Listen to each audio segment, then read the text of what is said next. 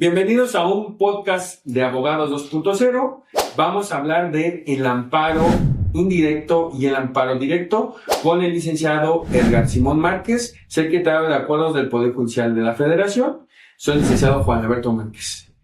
Hola Lick, ¿cómo estás? Gracias por la invitación. Buenos días, tardes o noches, según sea la hora en la que nos escuchan. Bueno, pues vamos a empezar con el tema de el amparo indirecto. ¿A qué se refiere esa situación, licenciado? Primero quisiera explicar, hubo una cuestión un tanto breve, quiero hacerlo de la manera más sencilla para no entrar en tecnicismos. El amparo es una herramienta para hacer valer nuestros derechos como ciudadanos. Y actualmente ya podemos decir que como seres humanos, ¿no? Okay. Entonces, tenemos dos tipos de amparo, así lo denomina nuestra legislación. En México tenemos dos tipos de amparo, amparo directo y amparo indirecto. Muchos le dicen amparo, biinstancial y uninstancial. Bueno, mira, vamos a entrar un poquito en definiciones, pero amparo directo es el que se tiene que hacer valer en contra de una resolución que pone fin a un juicio, a un procedimiento, ¿no? El amparo directo, también versa ambos, bueno, en este caso el juicio en general, versa sobre los derechos de las personas, y el amparo indirecto, digamos que, amparo directo sería el uninstancial. Uninstancial se dice porque, digamos que ya resuelve en definitiva, ¿no? Lo que estamos poniendo a consideración. Y el amparo indirecto, pues digamos que para mí, desde mi punto de vista, es un poco más amplio, porque va en contra de todos aquellos actos que no necesariamente ponen fin a un juicio, un procedimiento, y que incluso son de imposible reparación. Y ahí es donde vamos a entrar ahorita en un ratito. Te voy a empezar a platicar de unas cuestiones que a lo mejor la gente no se imagina, pero para lo que sirve el juicio de amparo, ¿no? Okay. Pero, y biinstancial se llama, ¿por qué? Porque se resuelve en una ejecutoria, una sentencia que se llama ejecutoria, y en su contra procede el recurso de revisión. Okay. O sea, todavía va a otra instancia, que es un tribunal colegiado. El amparo directo conoce un tribunal colegiado, el amparo indirecto conoce un juzgado de distrito. Okay. ¿No? Entonces, en resumen, tenemos amparo directo e indirecto. El directo es uninstancial, el indirecto es biinstancial. El directo procede en contra de actos que ponen fin a un juicio o procedimiento, y el indirecto en contra de todos aquellos que no son de ese tratamiento y en contra de actos de imposible reparación, ¿no? Okay. Y decimos imposible reparación, es algo que suena muy amplio, y de verdad que es ahí donde va a entrar cuestiones que te voy a platicar, ¿no? En un momento. Entonces tenemos que así está estructurado nuestro juicio de amparo en nuestra legislación mexicana a grandes rasgos y de manera muy resumida, porque tenemos libros y tratados de esto, ¿no? Y ya son tratados grandísimos que hablan sobre el juicio de amparo, y a lo mejor hasta los tratadistas me van a odiar, ¿no? Van a decir que eso redujo nuestro trabajo. Pero bueno, eso es una cuestión, nada más a grandes rasgos. Hay que entrar un poquito a la razón de tu trabajo, de tu labor. ¿Cuánto llevas como secretario, disculpa? Yo como secretario llevo desde el 2018, o sea, ahorita estamos cumpliendo 7 años como secretario. Pero ya tienes una carrera judicial, ¿no? Sí, claro, de carrera judicial estoy yo en el Poder Judicial desde el 2011 como meritorio, cuando existíamos los meritorios. Ahorita ya Y existe. ya son por los prestadores de servicio social, claro, pero bueno, yo por gusto estuve en un juzgado de meritorio, que es meritorio estar haciendo ahí chambitas, labores que me dejaran agarrar acuerdos, expedientes, y pues uno certifica y ahí le echas la mano a las cuestiones básicas. las cuestiones básicas de lo que se hace en un juzgado. Entonces, pues desde 2011 estamos hablando que esos son ya 14 años, ¿no? 14 años. Entonces, la expertise que tienes, obviamente, ya viene desde entonces. Sí, claro. Para poder hablar ahorita ya de una cuestión, sí, claro, de una parte directo, y que has resuelto tú en tu sí, claro. unidad, ¿no? Que es una secretaría de acuerdos. Sí, claro. Bueno, mire, ahí en el juzgado de distrito se ven desde juicios federales, ¿no? Pero esencialmente se tiene la responsabilidad constitucional y la facultad de resolver sobre el juicio de amparo, Okay. ¿no? En este caso, en un juzgado de distrito se resuelve sobre el juicio de amparo indirecto, ¿no? Entonces, pues hay casos muy particulares, ¿no? Justo respecto de, ya hablando directamente de algún caso en particular, pues pudiésemos poner aquí algunos, y si tú me lo permites, claro, ¿no? Claro, sin problema. Pero aquí el tema en particular, por ejemplo, bueno, el amparo directo es por cuanto hace a sentencias, tanto, bueno, sentencias que ponen fin a procedimientos, principalmente en juicios que yo conozco, bueno, en los ordinarios civiles, es cuando tenemos que cumplir con el principio de definitividad. Sí. Ese principio de definitividad es agotar cualquier otro recurso ordinario y después ir Claro, al amparo, ¿no? tenemos ciertos requisitos de procedibilidad para el juicio de amparo, ¿no? Se encuentran obviamente en la ley de amparo, y entre ellos existe la definitividad, ¿no? Por ejemplo, ¿qué es definitividad? Quiere decir que nosotros tenemos que agotar, para llegar al amparo directo, e indirecto, tendríamos que agotar todos los recursos que procedan en contra de esa determinación, de ese acto de autoridad, ¿no? En el caso de las autoridades administrativas, a veces, y a veces así lo establece la legislación, que se pide que primero se haga valer la nulidad administrativa y luego ya se va uno al amparo. O sea, el amparo es la última opción que debemos de tomar en cuenta para que se resuelva nuestro interés, ¿no? Incluso para el amparo indirecto también, ¿no? Por ejemplo, en ciertos casos se pide el amparo indirecto, por ejemplo, en materia familiar, que antes se acuda a la apelación para poder llegar al amparo. Tal caso, por ejemplo, hablando ya de juicios en específico, tenemos los juicios orales mercantiles, en los cuales son irrecurribles, ¿no? No existe un recurso en contra de las determinaciones que se dicten en estos, y el amparo, en este caso, procedería ipso facto, ¿no? En contra, por ejemplo, de una resolución definitiva de un juicio oral mercantil, pues inmediatamente procede amparo directo, ¿no? No hay que agotar nada, no hay que ir a la definitividad. Ahora tenemos porque así la legislación lo marca, ¿no? Sí. Porque no hay un recurso ordinario. Ya no existe un recurso, ya no tengo que agotar nada, ya digamos, ya cumplí con ese principio de definitividad, claro. Ya puedo llegar yo al amparo, ¿no? Directamente, ahora sí que ya puedo llegar directamente al amparo directo, ¿no? En este caso.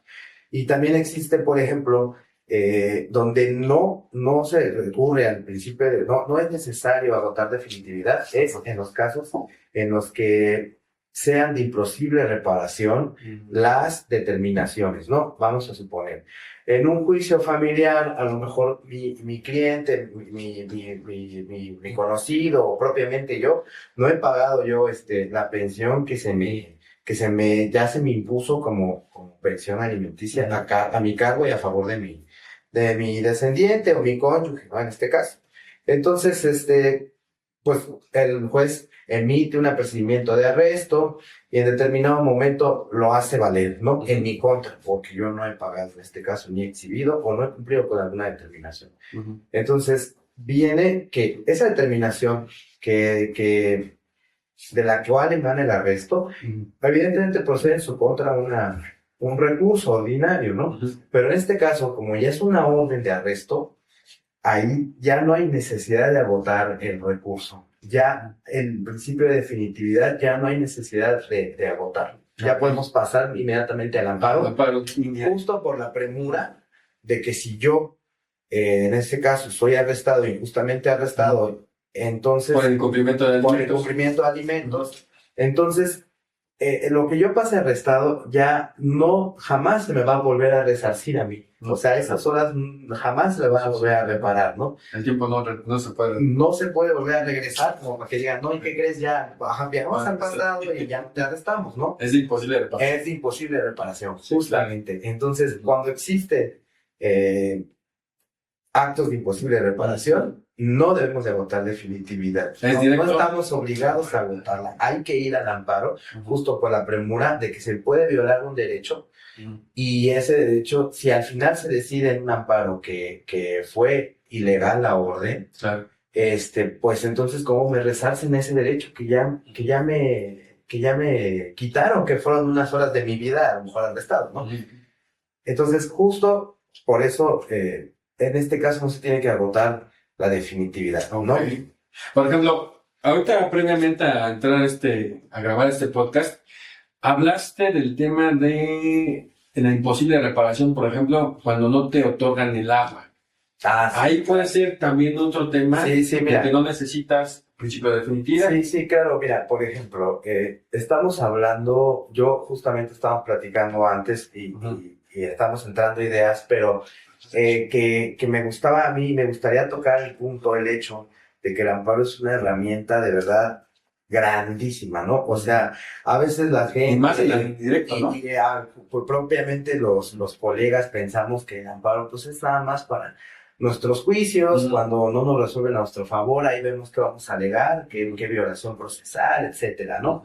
Pero yendo justamente a la naturaleza del amparo, a la esencia del amparo, que es la protección de los derechos, que en un principio eran los reconocidos en la Constitución, y actualmente estamos hablando de los derechos humanos en general, ¿no? En general, la protección de los derechos humanos en general, y de los reconocidos en los tratados internacionales y toda esta cuestión, ¿no?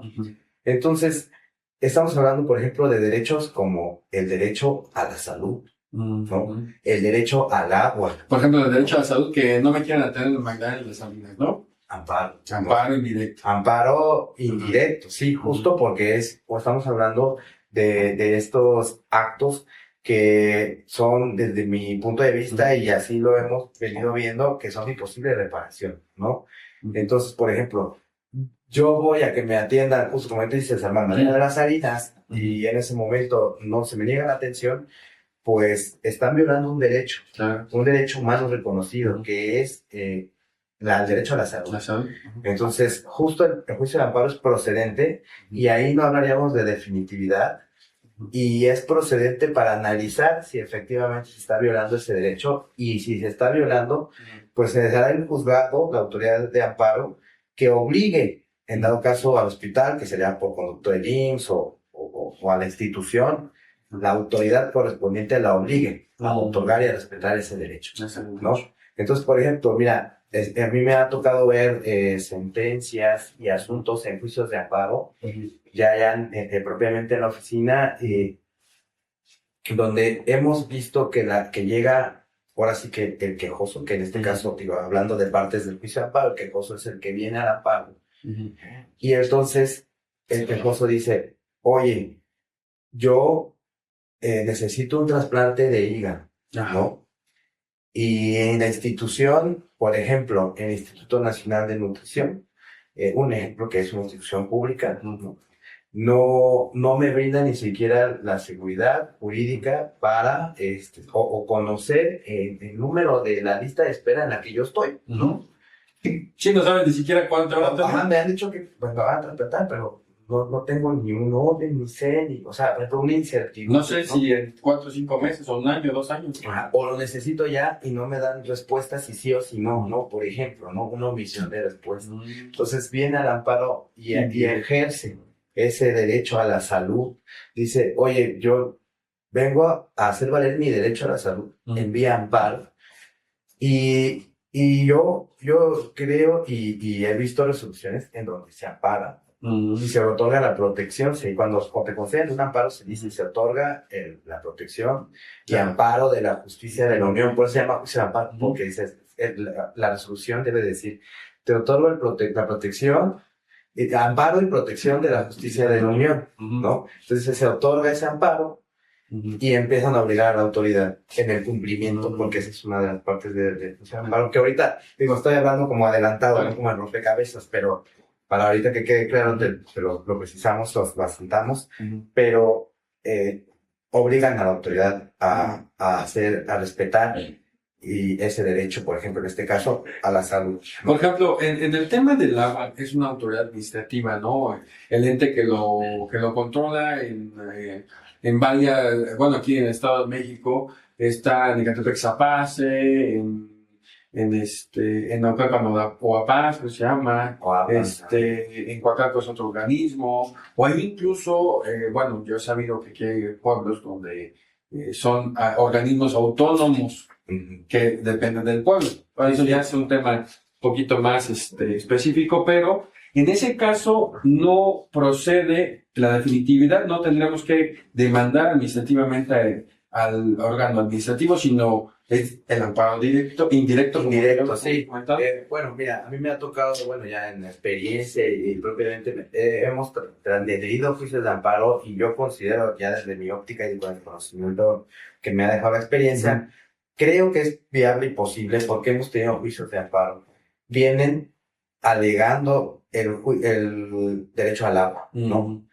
Entonces, ¿qué pasa cuando la autoridad administrativa, que este caso es una autoridad administrativa, como tú bien lo mencionas, por ejemplo, en el caso de Catepec, de Naucalpan y de los demás municipios, tienen su propio nombre? Entonces, claro, aquí en este caso es necesario vincular por medio del juicio de amparo a esa autoridad, o sea, es necesario señalarla. Y las autoridades judiciales, que en el caso del juzgado de distrito, que conocería ese juicio de amparo, si tú no la señalas bien, está obligada a constreñir a la correcta, o sea, a traerla al juicio de amparo, porque estamos hablando de un derecho humano y justo lo que le interesa a la sociedad en el juicio de amparo es que se resuelva, que se vea si se está cumpliendo o no con la Constitución, con los derechos humanos, ¿no? Entonces, por medio del juicio de amparo se demanda el derecho al agua. Y si efectivamente la autoridad administrativa en este caso no cumple con su función, que es otorgar agua a ese municipio, a esa calle en específico, a esa vivienda, pues va a tener que estar constreñida al cumplimiento de ese juicio de amparo cuando se otorgue la protección constitucional y va a tener que ver, bueno, me ha tocado a mí cumplimiento sustituto en donde a lo mejor ya no puede hacer llegar el agua por medio de las tuberías, pero lo que hace, pues es hace llegar una pipa, ¿no? Y entonces ese es el cumplimiento y la autoridad da cumplimiento así, de alguna forma, haciendo llegar agua a este caso a las personas. Obviamente, una de las características que tiene el juicio de amparo es que es a instancia de parte agraviada, así dice la ley, ¿no? ¿Qué significa esto? Que solo puede venir al amparo la persona a la que le afecta. Y además... Hay que comprobar el interés entonces, vamos, ¿no? Ajá, exacto. Y bueno, y otra característica es que el amparo solo va a beneficiar a esa persona, ¿no? Digamos que esa es una de las... Muchos dicen limitantes o muchas dicen candados del juicio de amparo, ¿no? Los constitucionalistas o sea, hemos pugnado muchas veces porque el juicio de amparo sea erga omnes, o sea, para todos los hombres. Que el que reclame y se advierta que hay una inconstitucionalidad, pues entonces que sea extensivo, ¿no? Claro. Y eso, bueno, eso ya es propio de la declaración de inconstitucionalidad, que es una facultad de la Corte, pero a veces nos hemos preguntado, ¿por qué si es inconstitucional sigue ahí? ¿No? Y solo benefició al que se fue al amparo. Bueno, pues es una de las características del juicio de amparo, que cada quien le dará el tema bueno o malo que quiera, ¿no? Pero bueno, regresando al punto, instancia de parte agraviada. Entonces, estamos hablando de que para ir al juicio de amparo, pues tendríamos que acreditar, le dice el juicio de amparo, nuestro interés jurídico. O sea, ¿tú qué interés tienes aquí? Claro. Mira, yo te contaba antes de empezar que empecé a ser yo abogado. Pues a veces somos muy decidiosos, que por ahí estuve rentando sin contrato, ¿no? De arrendamiento. Y pues de palabra nada más, ¿no? O sea, un contrato verbal tuve con mi casera. Y en algún momento padecí yo de que no teníamos un buen servicio de agua. Y estuve a punto de llegar a juicio de amparo, después se resolvió y luego, pero yo me preguntaba, ¿cómo voy a acreditar mi interés jurídico? Si pues prácticamente yo no vivo aquí, ¿no? Legalmente, ¿no? O sea, no puedes sí comprobar. tengo mi contrato verbal y todo, pero bueno, tendría que hacer algo más extraño para acreditarlo. ¿Qué sería lo más fácil, no? En el caso de alguien que está rentando en un inmueble donde el agua ya no llega y quiere ir al juicio de amparo a ejercer su derecho al agua, pues a lo mejor su contrato de arrendamiento, su recibo del agua y que evidentemente se encuentre al corriente, ¿no? El pago del agua. Del pago del agua y a lo mejor alguien que es dueño de su casa, pues obviamente su escritura y su recibo del agua, ¿no? Entonces ese yo creo que sería primeramente el interés jurídico que deberíamos de comprobar, ¿no? De comprobar o sea, de lo más básico para poder instalar el juicio de amparo en este caso por la cuestión del agua. Y como te repito, o sea, por ejemplo, si la colonia es la que está afectada y uno promovió el juicio de amparo, ese va a ser el beneficiario. Ese es el único beneficiario, ¿no? Porque a lo mejor es el único al que le va a llegar la pipa, ¿no? Sí.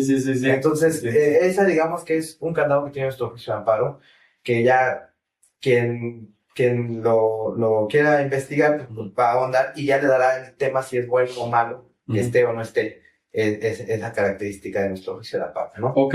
Bueno, en general, como ustedes ya lo escucharon, el juicio de amparo directo es por cuanto hace sentencias y resoluciones que ponen fin al procedimiento, sentencias en general. Pero el juicio de amparo indirecto es aún más amplio en cuanto a su actuación legal, ¿no? Sí, en cuanto a los actos que podemos llevar al estudio de la autoridad jurisdiccional, yo siento un poco más amplio, ¿no? Uh-huh. Porque pues estamos poniendo en este caso amparos que a lo mejor hasta los mismos colegas les pueden parecer extraños y raros y me van a decir, no, yo creo que no, yo creo que sí, o tienes razón. Por ejemplo, en cuanto a en la cuestión de la identidad de un niño o niña subrogado que fue... Sí. Mira, por ejemplo, ahora tenemos juicios de amparo. En el juicio de amparo se está utilizando, haciendo valer, en este caso, un concepto, una institución que nosotros le llamamos el interés superior del menor, ¿no? Ah.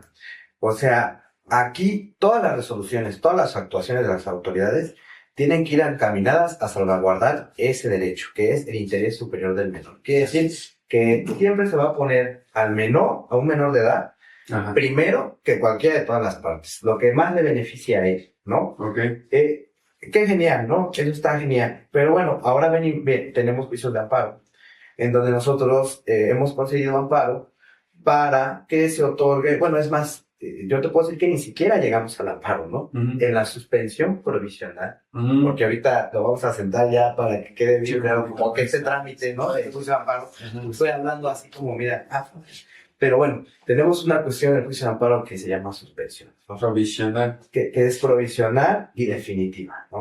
En el caso de amparo indirecto y en el caso de amparo directo es suspensión. No sé, promoví un amparo porque me resolvieron un recurso, ¿no? Me resolvieron un recurso, promoví un amparo porque me resolvieron un recurso y me lo resolvieron improcedente, ¿no? Entonces, el amparo dice, oye, ¿qué crees? Ya vi que promoviste, el juzgado dice, ya vi que promoviste un juicio de amparo, lo estudié y todo, pero te amparo para el efecto de que ese recurso que tú promoviste se tramite conforme debe de ser, conforme la legislación, ¿no? Y pues, es un efecto, ¿no? Sí, claro. Realmente dices, bueno, me ampararon, pero pues nada más para el no efecto. estudiaron el fondo de lo que yo planteé, ¿no? Sí. Entonces, el efecto, pues nada más era que la legislación estaba mal aplicada ya. Entonces, el estudio de fondo es cuando el juzgado sí estudia la constitucionalidad de ese acto en específico, ¿no? Okay. Y entonces, a ver, en cuanto a un amparo de urgencia, es de imposible reparación y ya diste varios ejemplos. Amparos que no son de urgencia, pues obviamente los amparos normales, ¿no? Que no te ponen, por ejemplo, no ponen tu libertad, en peligro la libertad, sí. La vida, bueno, ya son los demás actos, ¿no? Que por ejemplo, un juez no me quiso otorgar el usucapio, por ejemplo, y pues ahí se trata de la propiedad de un inmueble, no te está quitando, no está privando de tu casa, claro. No sé, sigues viviendo, pero simplemente... No me llamaron a juicio, oye, ahí ya resolvieron, no me llamaron a juicio porque promuevo amparo. Eso es un amparo, digamos, de imposible reparación. Pues de imposible reparación y de carácter urgente, porque fíjate que cuando se suscitó la cuestión del paro de labores del Poder Judicial, el Consejo emitió varias circulares y entre estas existe una que habla sobre los casos urgentes, ¿no? Entonces, en ese momento se tienen casos urgentes, todo lo relacionado con menores, todo lo relacionado con violencia familiar, todos los que pongan en peligro la libertad y los de imposible reparación, claro, y todo lo que tuviera que ver con violencia familiar, ya te dije. Entonces, se tuvieron estas cuestiones, con medidas cautelares. Todo lo que tuviera que ver con medidas cautelares. De guardia y custodia, régimen de convivencia. Entonces, eso se tuvo como asuntos de carácter urgente en ese momento. Y yo coincido con esa determinación, se me hizo... Y siguen ciñéndose a esa misma determinación. Ajá, regularmente esos son los que se toman como de carácter urgente, pero y en este caso, por ejemplo, las guardias que tiene el Poder Judicial de la Federación para poder atender todos los juicios de amparo las 24 horas y en todo momento, porque justo lo que te estaba yo comentando, que es la premura en este caso, por ejemplo, de un arresto, ¿no? 24 horas, 365 días del año se está trabajando en el Poder Judicial para atender todos los amparos de caso urgente. Entonces tenemos guardias, ¿no? Okay. Y en las guardias tenemos ya definidos qué juicios de amparo hay que trabajar en guardia y cuál se queda reservado para su trámite normal, ¿no? No que lo vamos a dejar ahí pendiente ni nada, ¿no? Su trámite meramente normal, ¿no? Okay. Entonces, pues creo yo que nuestra legislación alcanza bastante para poder hacer valer nuestros derechos ante las autoridades y que esta herramienta tan grande, tan fuerte, tan amplia, que es el juicio de amparo, pues hay que considerarla en todos los aspectos, ¿no? Porque como ves, todos los aspectos que permean nuestra vida, pues tienen que ver con nuestros derechos ya reconocidos y en los tratados internacionales, en la Constitución, etcétera, etcétera. Así es. Y que podemos nosotros hacer valer ante cualquier autoridad, ¿no? Obviamente bajo todas las cuestiones que estamos platicando de percibibilidad, ¿no? Bueno, Lick, entonces, en general es así como opera este tema del amparo. Y bueno, les hacemos la invitación a que se suscriban en nuestro canal de YouTube y también en Spotify, referente a este podcast. Y si se suscriben unos 500 suscriptores a este podcast, el licenciado Edgar Simón Márquez nos va a ayudar a que tengamos una entrevista con el juez de distrito, el cual es titular en su actual juzgado, y nos va a explicar cuáles son sus funciones como juez de distrito federal en esta área del derecho. Recuerden seguirnos en nuestras redes sociales y vamos a hacer esta dinámica que cuando lleguemos a 500 suscriptores en YouTube y nos sigan en todas nuestras redes sociales, vamos a hacer esta entrevista con el juez de distrito en el cual es titular el licenciado, donde trabaja el licenciado Edgar Simón. Nos vemos para próximos videos y recuerden seguirnos en nuestras redes sociales.